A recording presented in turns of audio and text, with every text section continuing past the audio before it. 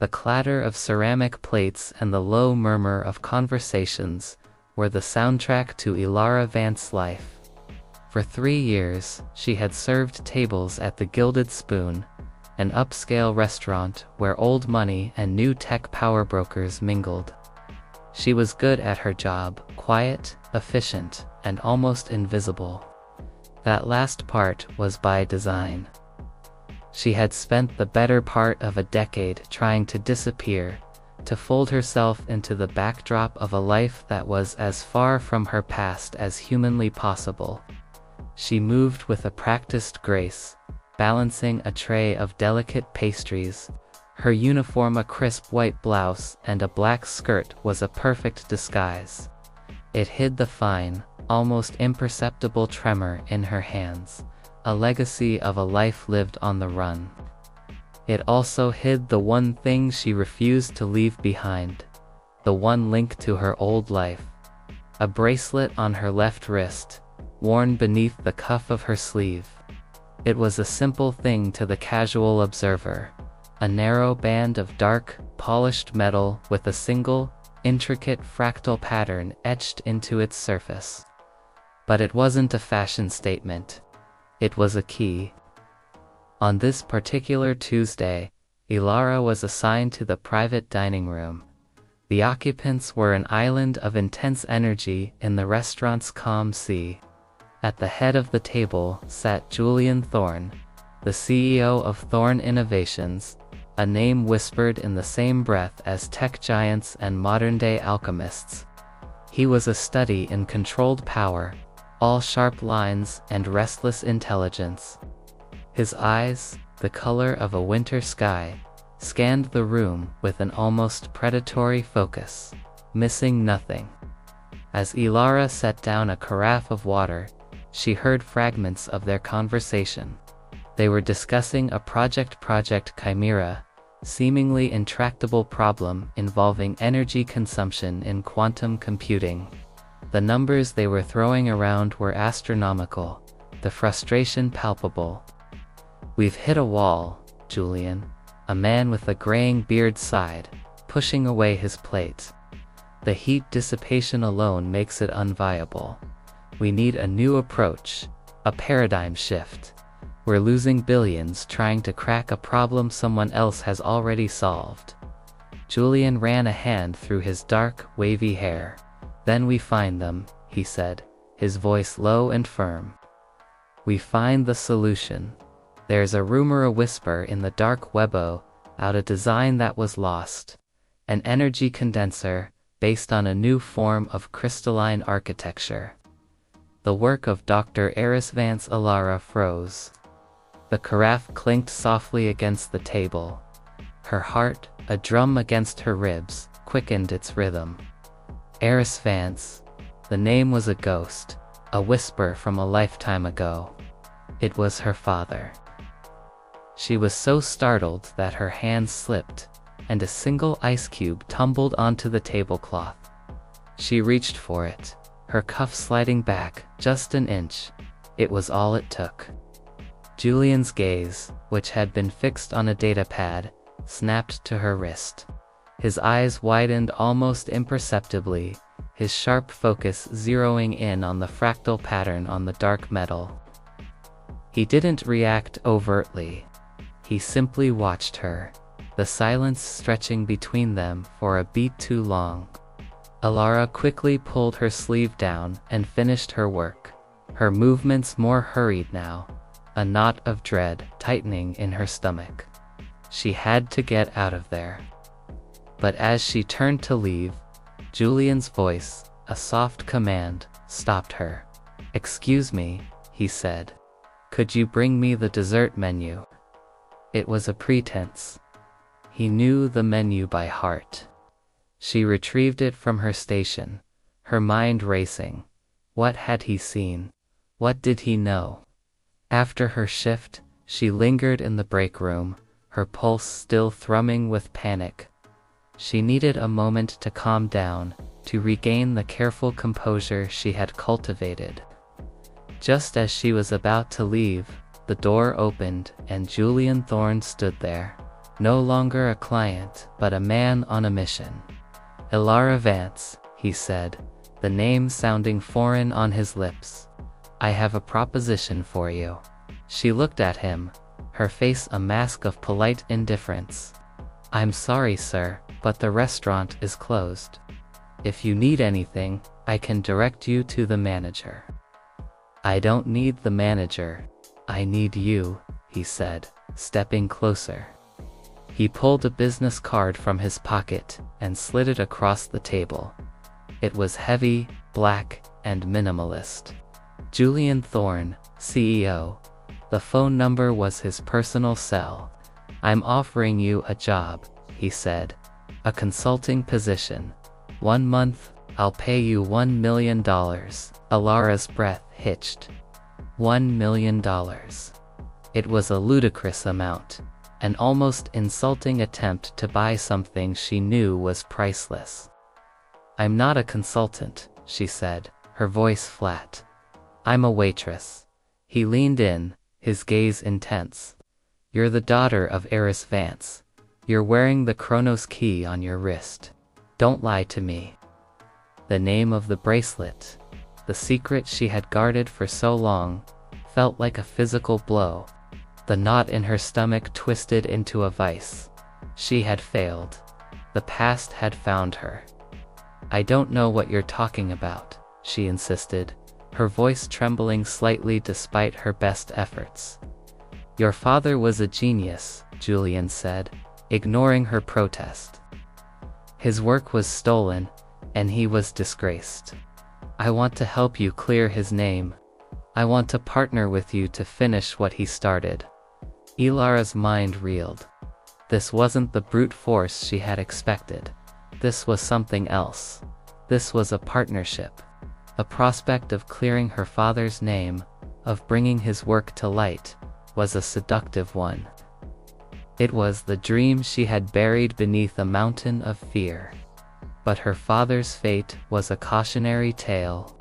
He had trusted the wrong person, a man named Sterling Gray, and it had cost him everything. She looked at Julian, trying to read him. Was he just another Sterling Gray, a man who saw her only as a means to an end? I can't, she said, her voice barely a whisper. It's too dangerous. Julian seemed to understand.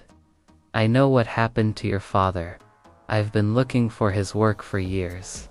The man who betrayed him, Sterling Gray, now runs a rival company. He's a ruthless opportunist. And he's still looking for the final piece of the puzzle, the very technology your father poured his life into. The Chronos Key is the master key to activate the core invention.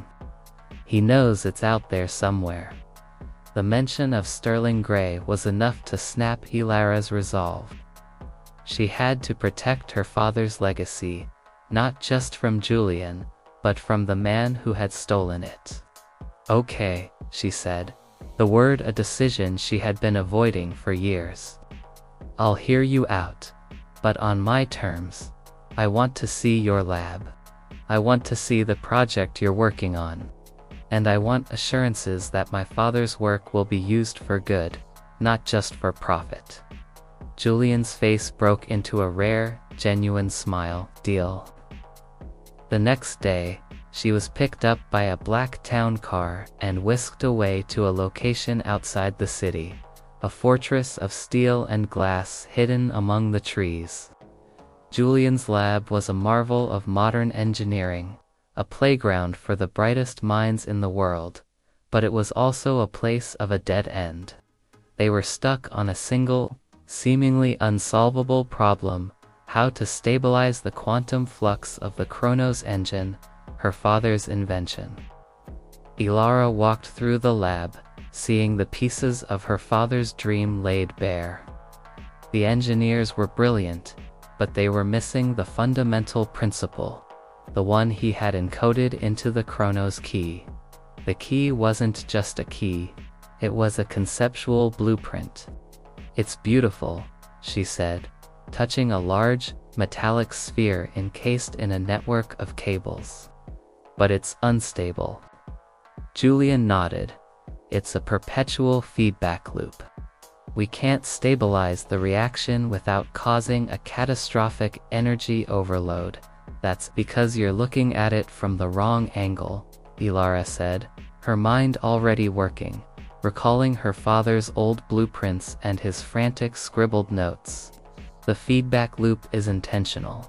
It's the core of the invention. It's not about stabilizing the reaction. It's about controlling it. The Chronos Key is the governor. For the next 2 weeks, they worked tirelessly. Elara, no longer a quiet waitress, was a force of nature. She understood the theoretical physics, the intricate fractal mathematics, and the unorthodox engineering principles that had been her father's passion. She and Julian, a strange but effective pair, complemented each other perfectly. Julian's sharp, decisive mind and vast resources were the perfect tools for Elara's deep, intuitive understanding of her father's work. They were a hair's breadth from a breakthrough. The Chronos engine, dormant for a decade, hummed with a new, controlled power. But as they were finalizing the last calculations, a security alarm blared. Intrusion, a voice announced over the intercom. Multiple hostiles, they're breaching the perimeter. Julian's face went grim. Sterling Gray, he said, a cold certainty in his voice. He found us. Elara's blood ran cold. The man who had haunted her nightmares was here. The final confrontation she had been running from for years was upon her. We need to get the Chronos Key out of here, Julian said, grabbing her arm. It's the only thing they can't replicate. It's the source code. No, Elara said, pulling her arm away. The key isn't just for activation. It's the last line of defense. My father knew this day might come. She ran to the control panel, her fingers flying over the holographic screen. She inserted the key into a hidden port, and a new interface sprang to life. A single word appeared. Lockdown. Julian watched a mix of awe and terror on his face. What are you doing? My father had a failsafe, she explained, her voice urgent. The Chronos Key doesn't just start the engine. It can also contain it. The energy from the engine can be converted into a localized EMP pulse that will shut down every electronic device in a 1-mile radius. It will disable their weapons, their vehicles, and their communication. The lab doors burst open, and a squad of men in tactical gear stormed in, led by a man with a cruel, calculating smile. Sterling Gray. He looked older, more sinister, but the same cold greed burned in his eyes. Well, Julian, Sterling said, his voice a sneer. You found it, the lost key. I must say, you do have a knack for finding my stolen property. He looked at Elara, his eyes widening in recognition. Elara Vance, the ghost of a failed project. Hand over the key, and I might let you live to regret it. It's not for sale. Sterling, Julian said, stepping in front of Elara, and neither is she. Brave words from a man who's about to lose everything, Sterling scoffed, raising his hand. The men in his squad raised their weapons, their sights fixed on Julian and Elara. Julian, step back, Elara said calmly. Her hands were on the control panel, her eyes fixed on Sterling Gray. He's not after you. He's after me. She looked at Julian, a silent apology in her eyes, and then she pressed the button. A low guttural hum filled the air, a sound so deep it vibrated in their bones. The Chronos engine pulsed with a blinding blue light. Sterling's men, their faces a mix of confusion and alarm, fell to their knees as their weapons sputtered and died. The lights in the lab flickered and then went out, plunging the room into darkness save for the ghostly glow of the engine. Sterling, his face twisted in a mask of rage, lunged for Elara, but Julian was faster. He tackled Sterling, and the two men went down in a tangle of limbs and fury. When the power came back on, a small team of armed security guards, Julian's backup, had secured the lab. Sterling Gray was handcuffed, his face a mask of defeat. His men were disarmed and neutralized. Julian, his face bruised, walked back to Elara.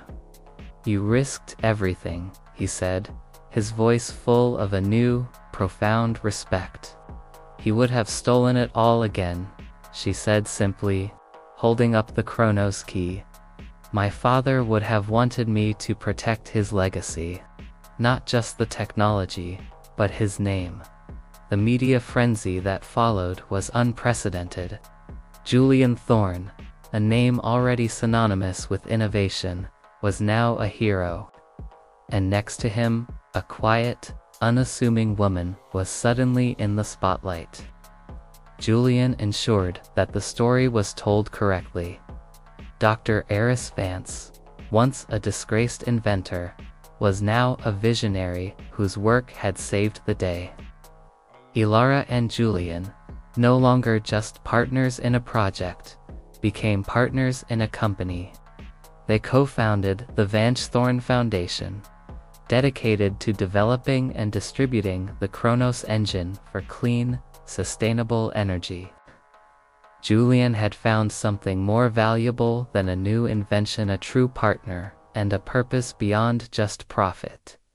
And Elara had found a way to honor her father's legacy, to step out of the shadows and into the light. The bracelet, once a quiet reminder of her past, was now a symbol of her future. A testament to a father's love, a daughter's courage, and the powerful, unexpected connection forged between a quiet waitress and a man who noticed the small, shining secret on her wrist. The Gilded Spoon, where she had once sought anonymity, became a place of fond memories, a reminder of the day her life, and her father's legacy, finally came full circle.